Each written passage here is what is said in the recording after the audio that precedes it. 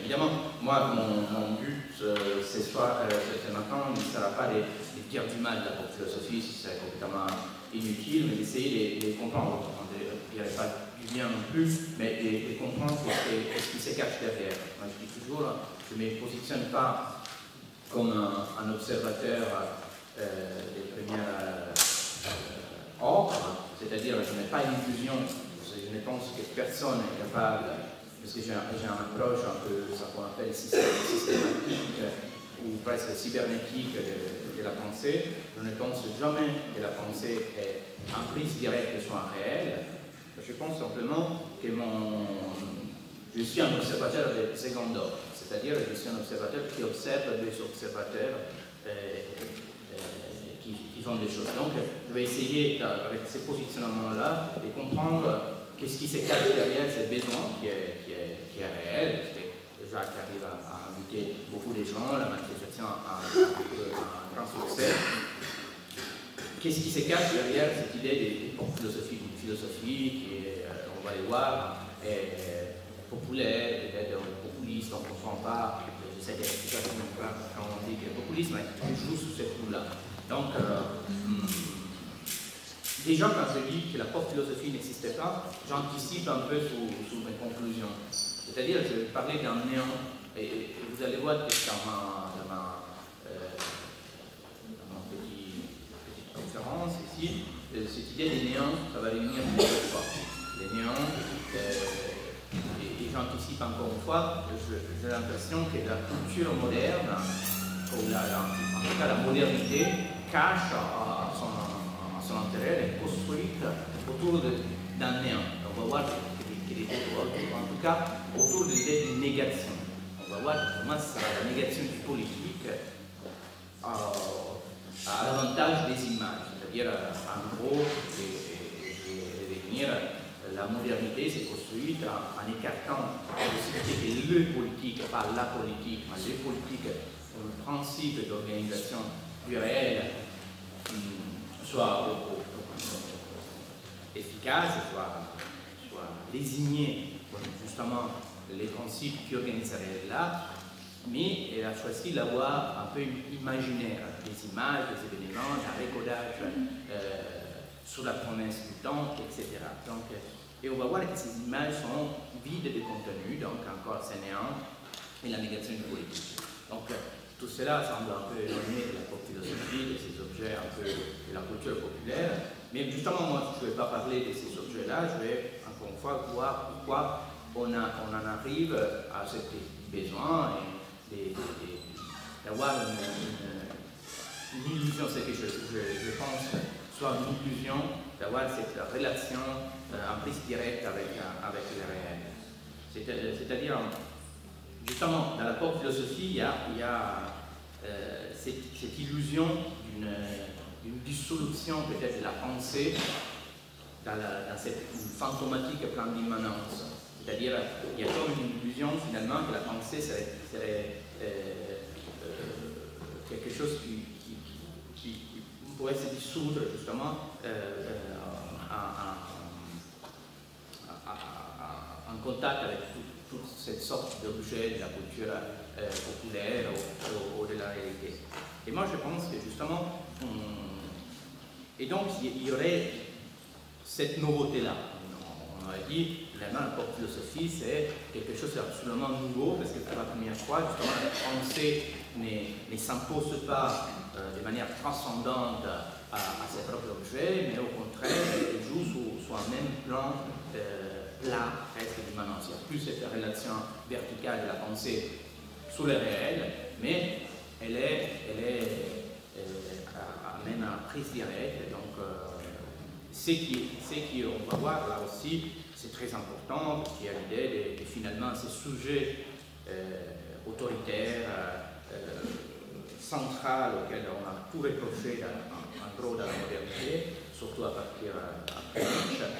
Finalement, c'est à ce moment-là, peut-être la pop philosophie et ces sujets-là, si autoritaires, si encombrants, puissent disparaître avec justement ces contacts-là. Moi, je trouve qu'il y a justement, une première chose, moi je pense que la pop philosophie ne représente en aucune manière une rupture dans une histoire. Au contraire, elle est dans la continuité exacte d'une histoire qui est l'histoire de la pensée moderne. Et même, je dirais même que dans cette histoire-là, elle représente un repli, une sorte des tentatives extrêmement réactionnaires, si on veut utiliser des catégories progressistes, c'est-à-dire c'est un retour, si on ne veut pas dire réactionnaire, mais en tout cas hyper traditionnaliste, dans une forme de relation de la pensée, de cette relation sujet-objet qui est fondamentale pour la modernité. Donc, pas de rupture, au contraire, même un repli à quelque chose d'hyper traditionnel. En fait, comme je l'ai dit dans les textes, la pop philosophie, en gros, elle fait l'économie un peu de manière un peu légère, je trouve, au moins un siècle des doutes gnoséologiques, c'est-à-dire des doutes qui ont été émis sur la facilité de l'action sujet-objet, qu'on va voir est beaucoup plus compliquée que les pop philosophes. Les pop philosophes, là aussi, on va voir, c'est un peu difficile de caractériser, tout est un peu flou dans cette histoire des pop philosophies, donc c'est un peu difficile, mais en tout cas, tous les gens qui disent, bon, finalement, on va parler des choses de la culture populaire, mais ce qui nous intéresse, c'est pas tellement faire une sociologie de la société de consommation de masse, mais c'est avoir un rapport différent à la pensée. Et moi, je trouve que justement, ce rapport différent à la pensée, il n'est pas si différent que ça, mais même ça devient quelque chose, un retour très, très traditionnel. Et on va voir pourquoi. Donc,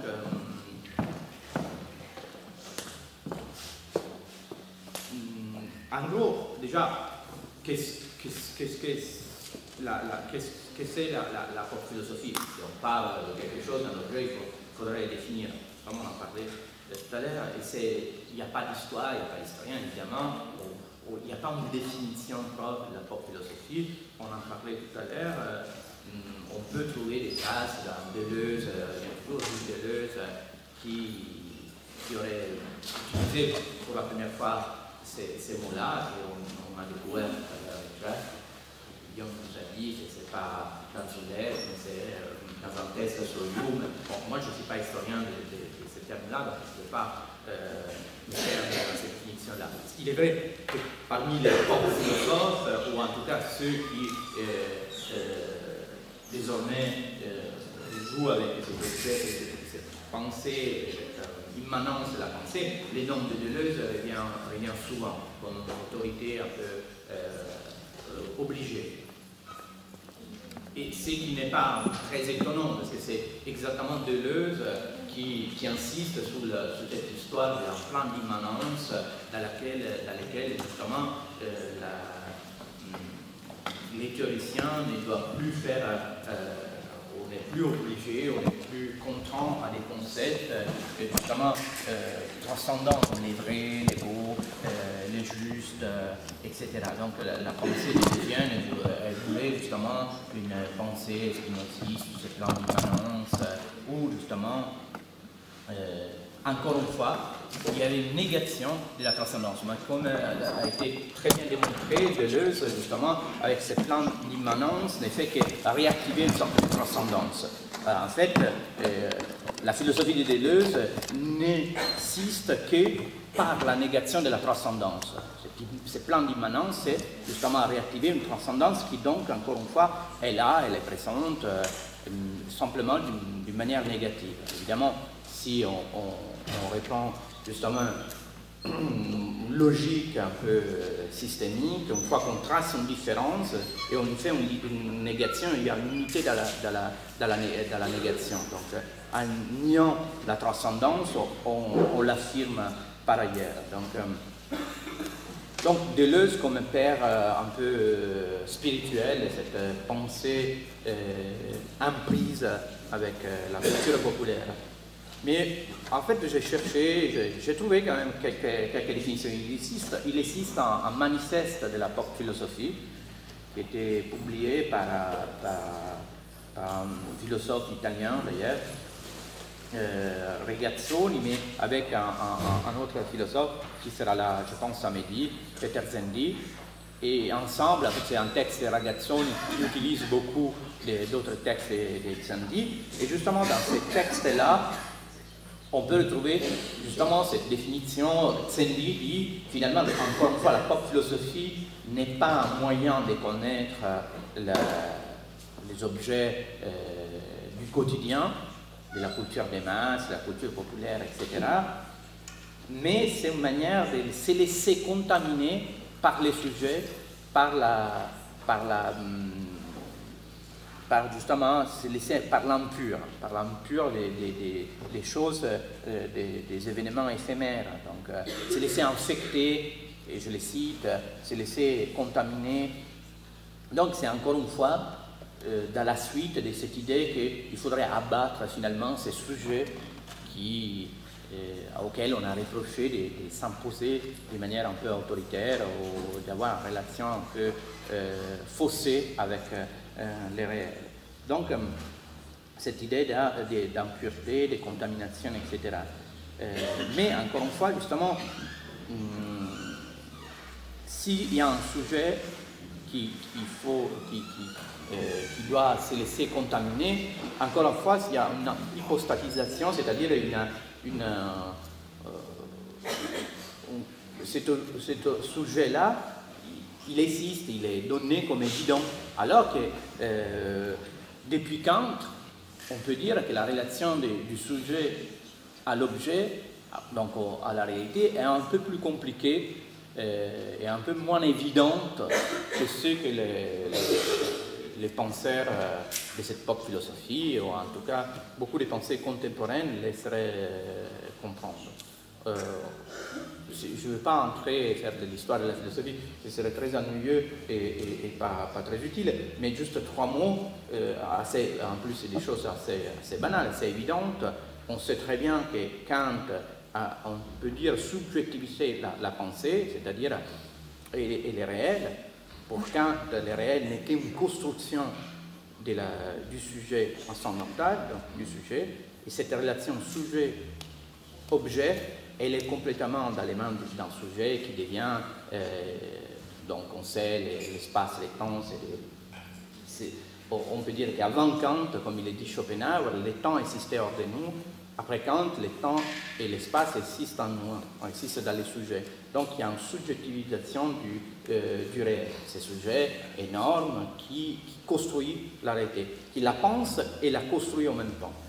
Donc ces sujets-là qui enflent avec l'idéalisme allemand, on sait très bien Hegel, le sujet absolu, ça perd parce que pour Kant, ça c'était que la réalité. Après il y avait les idées qui étaient inconnues, complexifie la chose, mais juste pour s'en tenir à ces catégories sujet-objet, on peut dire que le sujet né à une réalité subjective née avec Kant, enfle avec l'idéalisme allemand.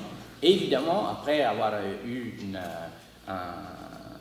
être monté avec les sujets absolus hegeliens à son sommet, il y a une réaction à ça, une réaction qui commence avec Schopenhauer et qui est très violente avec Nietzsche. Nietzsche, dans les fragments posthumes, tardifs, 1888, il fait une critique très, très violente de cette relation sujet-objet.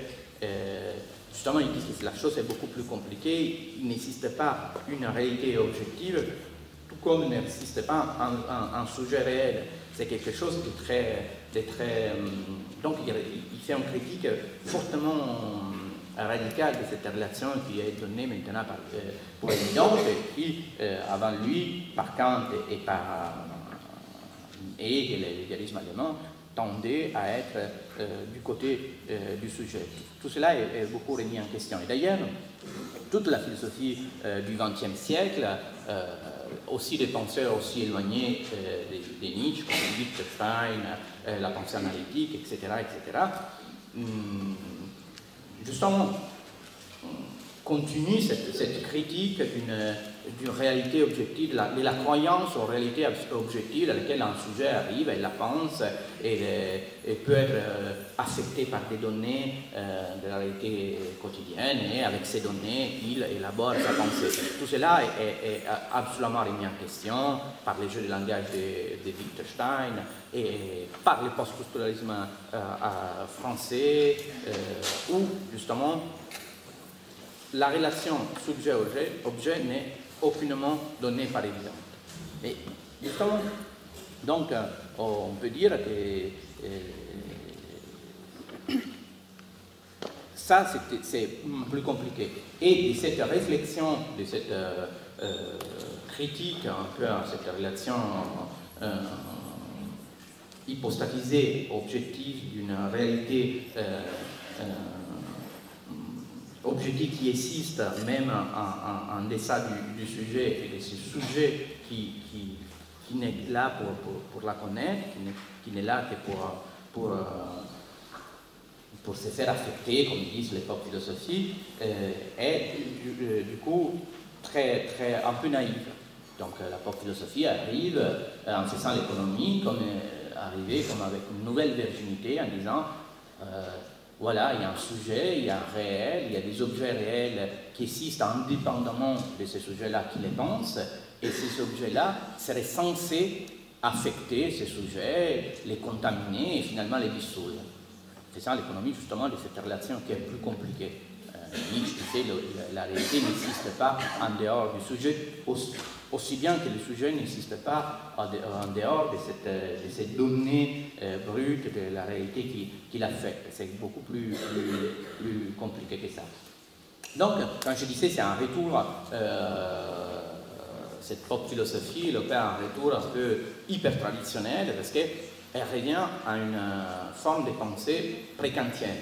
Que Kant, c'est justement, on parle de la révolution copernicienne de Kant. Kant représente dans l'histoire de la philosophie quelqu'un qui a opéré une révolution fondamentale, justement, évidemment préparé avant lui par Hume, etc. Il y a une... mais bon, c'est lui qui, pour la première fois, systématise ces doutes, qui déjà est humienne, d'une réalité objective, réelle, indépendante du sujet qui la pense. Donc là, on revient à quelque chose beaucoup plus traditionnel. Donc si on fait un bond en arrière, on revient à Kant. Moi, je pense, et j'ai utilisé un peu j'ai essayé de rapprocher ça, parce qu'on va voir là aussi, il y a des points en commun. On revient vraiment aux origines de la modernité. Aux origines de la modernité qui, on pourrait dater autour du XVe siècle. Donc ici, on est dans une école d'art, et vous savez très bien que dans la Florence du XVe siècle, il s'opère aussi quelque chose du point de vue des images, de la représentation d'assez révolutionnaire. C'est-à-dire, si on suit Panofsky, pour la première fois, dans la Renaissance florentine du XVe siècle,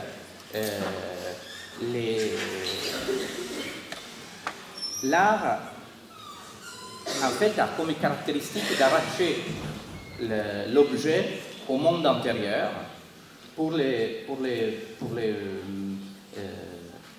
monde antérieur de la représentation subjective. Avant, dans l'art du Moyen-Âge, en fait, la représentation, c'était une image divine que les peintres il avait dans son esprit intérieur, et les peintres n'avaient qu'à extérioriser cette image divine qui ne lui appartenait pas. La Renaissance, c'est pour la première fois, réussit l'objet et personnifie les sujets. C'est-à-dire, opère là aussi une révolution qui est extraordinaire, de créer, se confronter à une réalité qui est du coup un objet réifié. Extérioriser, la représentation sert à extérioriser les réels, la réalité. Dans cette pensée-là, évidemment, la perspective de Brunelleschi, la projection opérée dans la perspective est la représentation la plus spectaculaire de cette découverte. En fait, justement, qu'est-ce que la perspective? C'est justement représenter, avoir en tout cas l'illusion, donner l'illusion d'une fenêtre, comme on dit, ouverte sous ce réel-là, de l'observer, d'observer une réalité tout en la construisant objective, qui existe, qui est là, qui est présente. Tout cela tient avec une construction mathématique qui est assez simple, tout tend vers un point infini. Cette représentation est centrée vers un point central qui représente l'infini. D'ailleurs, c'est étonnant qu'on appelle la projection de la perspective, parce que projection, c'est un vieux terme de la pensée alchimiste. Les alchimistes voulaient faire une projection. Pour la projection, c'était la phase finale pour trouver la pierre philosophale et donc les savoirs absolus. Donc, il y a quelque chose qui reste, un savoir qui est magico-alchimiste et qui avait bien transité dans la Florence du Brunelleschi, qui mettait du coup absolument rationalisé. Donc il y a une construction parfaite. Si vous allez à Florence, par exemple, c'est étonnant de faire l'expérience du portique du Spedale dei Vitocenti. C'est là où Brunelleschi expérimente vraiment avec une construction de l'architecture pour la première fois cette idée de perspective. En 1424, c'est quelque chose d'assez extraordinaire. Le Spedale des Innocents, c'était évidemment là où on abandonnait les enfants. Et justement pour faire ça, il y avait ce qu'on appelle un roue. On mettait l'enfant, les nouveau-nés, dans un roue anonyme qu'on faisait tourner et l'enfant tombait dans l'autre côté, dans l'hôpital et était accueilli par les nonnes, etc. Et donc, il entrait une deuxième fois à la vie, à la réalité. Et c'est étonnant parce que c'est exactement cette roue-là, les trous dans lesquels on faisait passer ces nouveaux-nés, que Brunelleschi choisit comme point de fuite pour sa construction perspectiviste de son portique. Et c'est assez étonnant parce que qu'est-ce qui s'opère avec cette projection perspective? S'opère une séparation des sens. En fait, la vue et les tacts et les touchés se séparent. C'est assez étonnant. Si on y va, pas maintenant parce qu'il a été mal restauré, mais si on allait encore il y a une quinzaine d'années, et on pouvait bien voir que cette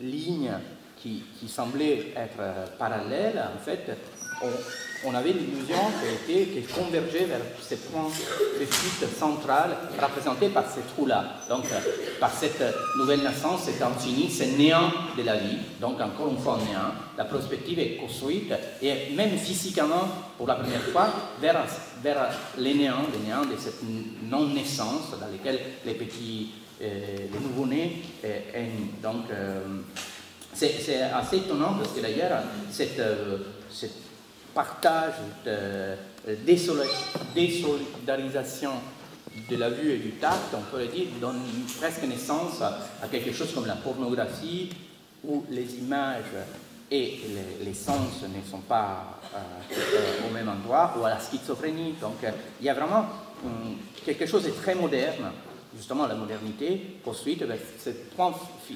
central, cet infini-là, qui est une sorte de néant. Donc tout est construit vers un absolu qui est le néant. On peut dire que justement la pop philosophie, si on veut dire, revient donc à cette idée comme disait Panofsky, d'un sujet et un objet qui existent, qui sont réifiés, qui sont rendus complètement objectifs, mais l'inverse, c'est ce mécanisme de la perspective.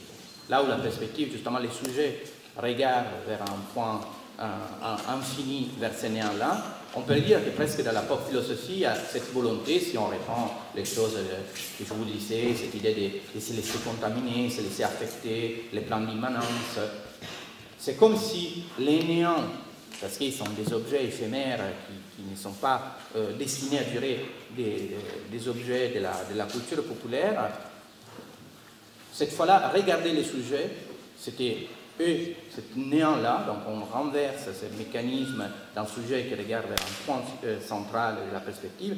Cette fois-là, c'est les objets, cette multiplicité d'objets éphémères, qui donc sont infinis et qui sont négatifs, qui dans leur négation, dans leur néant, devraient affecter ces sujets-là. C'est quelque chose d'assez étonnant. Donc, même structure, simplement de manière renversée. C'est pour ça que je disais, elle revient à une forme assez traditionnelle, tout en inversant et tout encore en jouant sur cette notion négative du néant, etc. Parce que si on revient encore, et si on reste un moment dans cette Florence, dans ce foyer de naissance de la modernité, il y avait peut-être aussi une option non illusoire, non négative. La modernité a aussi esquissé peut-être une autre voie pour construire sa propre histoire, qui a été justement, comme je disais, et je vais conclure là-dessus, tenue à l'écart. Si on pense que quelques décennies après Brunelleschi, justement Machiavel, qui est un peu le père, on peut dire, de la pensée politique moderne, politique, réfléchir sur les politiques, il a justement une pensée complètement, absolument anti-artistique. On peut dire que selon Machiavel, justement, il y a une nature qui est nécessairement imparfaite de l'homme, donc il y a un pessimisme anthropologique, mais qui est immuable, dans le sens il n'y a absolument aucune possibilité pour l'homme d'améliorer cette nature-là. Les politiques, c'est fait justement en tenant compte de cette imperfection absolue et composée avec l'imperfection de ces réels-là, sur lesquels il n'y a aucune illusion de pouvoir l'améliorer, etc. Donc c'est exactement le contraire de ce qu'il fait et qui fera toute l'histoire de la culture et de l'art moderne, où il y a au contraire un schéma de perfectionnement sur les réels qui est imposé par ces sujets souverains, et après, bien avec Kant, on a vu les sujets transcendantaux, etc. Il y a une idée d'une perfectibilité de la nature qui se met en place, parallèle au contraire à cette idée où il faudrait accepter la réalité des faits sans leur imposer une image, une idée, un événement qui les rendent meilleurs. Mais justement, cette imperfection, ce chaos-là, cette confrontation perpétuelle des faits qui rend la vie civique et donc les politiques intéressants, nécessaires et qui rend riche la vie civique, etc. On peut dire que donc, du coup, quand je lis dans les textes, j'ai l'impression que, par contre, la modernité a choisi la voie illusoire, c'est-à-dire a choisi comme processus de sa propre construction cette idée d'une perfectivité du réel qui est quand même remise toujours d'une manière procrastinée, c'est-à-dire ce réel qui devient parfait dans les tableaux, justement, n'est parfait que dans les images et par les images. Et donc, il y a, on peut dire, une construction, et après on pourra y revenir, complètement culturelle de la modernité plutôt que politique. Donc ce n'est pas un hasard si, encore une fois, cette idée, à la fin, donc dans les traits contemporains maintenant, cette pop philosophie, je me demande, si elle ne cache pas justement dans la continuité de cette histoire et cette illusion, encore ce néant, comme je vous disais, du politique. On a écarté, on a nié l'option politique, l'option de l'acceptation brutale que le réel n'est pas destiné à être amélioré, mais qu'il faut justement juste une forme de confrontation Et après, je pourrais spécifier comment ça s'est fait, justement, avec une deuxième très importante révolution, après la Révolution française, avec les romantiques qui idéalisaient ça et qui jettent même on peut dire, un sort sur ce réel qui est du coup considéré absolument mauvais au moment où la culture devient quelque chose d'absolument séparé, une culture absolue, et donc à ce deuxième moment, la promesse d'une amélioration du réel semble presque se réaliser justement dans un espace complètement fermé qui est celui de la production des images et donc des événements à l'intérieur de la culture absolue. C'est là des origines justement déjà de la Renaissance florentine. Il faudra quelques siècles avant qu'il se mette en place justement cette... déjà parce qu'il y aura besoin de restructuration de la société, mais il faudra quelques siècles pour que ce système fermé de la culture, avec cette promesse d'un réel parfait, meilleur, avec évidemment une négation de la réalité telle qu'on la connaît, qu'elle est jugée donc mauvaise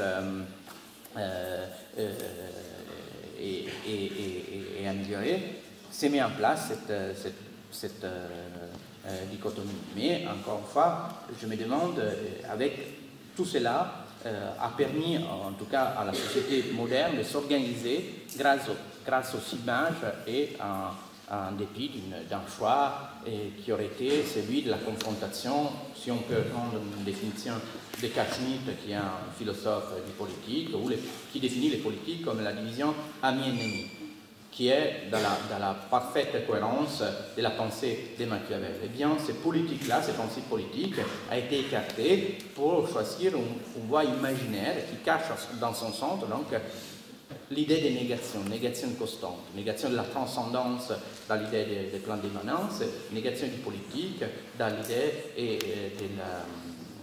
de toute l'histoire de la culture moderne. Pour revenir et conclure justement avec cette histoire de la pop philosophie, là aussi, donc dans ce retour hyper traditionnel d'un sujet et objet qui se laisserait contaminer, encore une fois, il y a cette illusion qu'il y aurait une possibilité d'un néant, d'une dissolution dans les néants de la multitude des objets de la vie quotidienne, de ces sujets-là, qui par contre restent absolument non questionnés, restent encore souverains, et qui est une forme, malgré tout, d'organiser ces réels qu'on critique. Donc c'est fini pour le moment. Si vous avez des questions.